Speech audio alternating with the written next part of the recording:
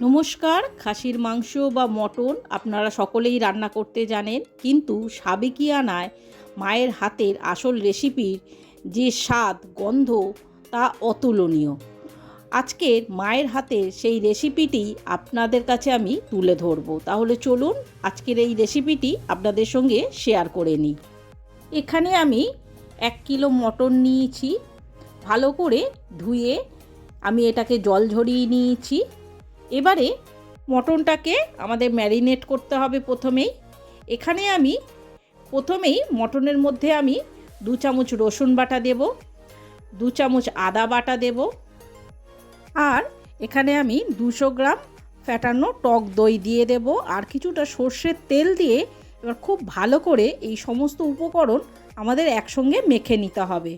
মটনের সঙ্গে সমস্ত উপকরণ খুব ভালোভাবে মেখে এটাকে আপাতত আমাদের আধ ঘন্টার মতো ম্যারিনেট করে রেখে দিতে হবে মটনটাকে। অন্যদিকে গ্যাসের মধ্যে আমি কড়াই বসিয়ে আমি কড়াইয়ের মধ্যে পরিমাণ মতো সর্ষের তেল দিয়ে দিলাম। দিয়ে এখানে আমি গোটা গরম মশলা, গোটা জিরে, শুকনো লঙ্কা আর তেজপাতা আমি ফোড়ন দেব।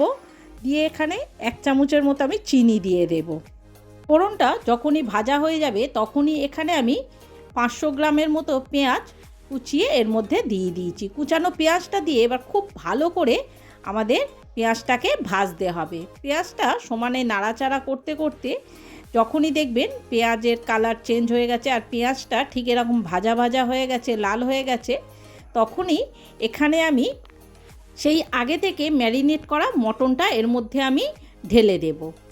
মটনটা ঢেলে দিয়ে পেঁয়াজের সঙ্গে খুব ভালোভাবে আমাদের প্রথমে মটনটাকে মিশিয়ে নিতে হবে।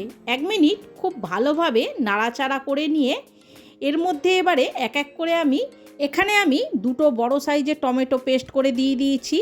আর দেব 2 চামচ জিরে গুঁড়ো, 2 চামচ ধনে গুঁড়ো, 2 চামচ হলুদ গুঁড়ো, 2 চামচ লঙ্কা গুঁড়ো, আর 1 চামচ দেব কাশ্মীরি লঙ্কা গুঁড়ো, আর দেব পরিমাণ মতো লবণ। দিয়ে এবার খুব ভালো করে মটনের সঙ্গে এগুলোকে আমাদের মিশিয়ে নিতে হবে। মশলাগুলো মটনের সঙ্গে মিশিয়ে এবার মটনটাকে আমাদের হালকা মিডিয়াম আঁচে খুব ভালো করে এবারে কষাতে হবে। মটনটা যত ভালো করে কষাবেন ততই কিন্তু মটনের স্বাদ বাড়বে।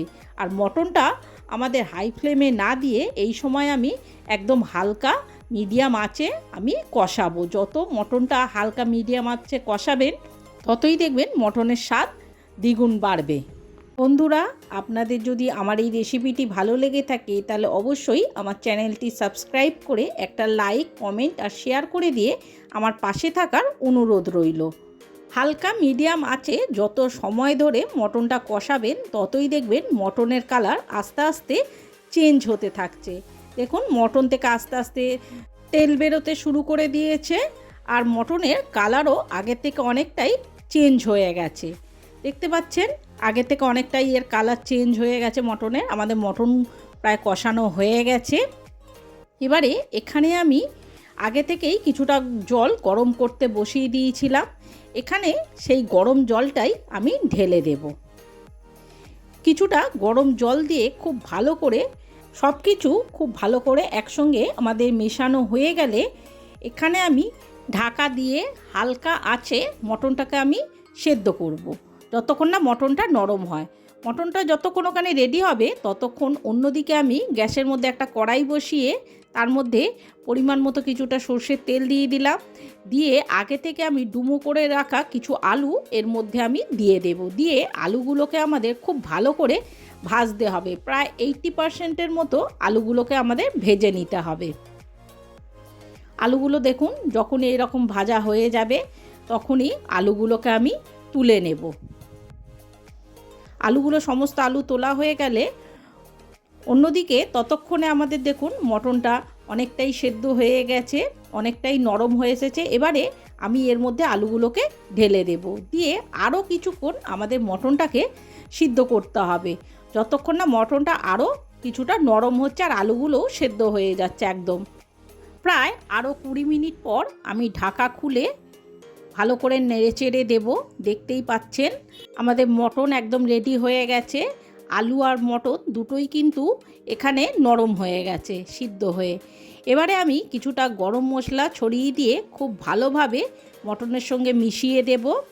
মিশিয়ে দিয়ে আমি এবার ঢাকা দিয়ে এটাকে কিছুক্ষণ রেস্টে রেখে দেব। আরও প্রায় 10 মিনিট পর আমি ঢাকা খুলে দেখতেই পাচ্ছেন আমাদের মটন একদম রেডি হয়ে গেছে। আর মটনের কালারটাও দেখতে পাচ্ছেন কতটা লোভনীয় দেখতে হয়েছে। মটনটাও কিন্তু ততটাই সুস্বাদু রান্না হয়েছে। বন্ধুরা, আপনারা একবার হলেও আমার এই রেসিপিটি অবশ্যই ট্রাই করে দেখবেন আর আমাকে অবশ্যই কমেন্ট করে জানাবেন আমার এই রান্নাটা আপনাদের কেমন লেগেছে। তাহলে আগামী দিনগুলোতে আরও নিত্য নতুন রেসিপি আমি আপনাদের জন্য আনতে পারবো। মটনটা কালার দেখে আপনারা বুঝতেই পারছেন এটা কতটা সুস্বাদু খেতে হবে। আসলে মায়ের হাতের রেসিপির স্বাদই অন্যরকম, যার কোনো তুলনা হয় না। তাহলে বন্ধুরা, আর দেরি না করে ঝটপট আমার এই রেসিপিটি দেখে আপনারাও এইভাবে বাড়িতে মটন রান্না করুন আর বাড়ির লোকের মন খুব সহজেই জয় করে নিন। বাচ্চা থেকে বড় সকলেই আপনার হাতের এই রেসিপিটা খেলে আপনার প্রশংসা করতে বাধ্য হবে। তাহলে বন্ধুরা, আজকের মতো আমার এই ব্লগটা আমি এখানেই শেষ করলাম। দেখা হচ্ছে আর একটা নতুন রেসিপির সাথে আর একটা নতুন ব্লগে। ততদিন আপনারা ভালো থাকবেন, সুস্থ থাকবেন। নমস্কার।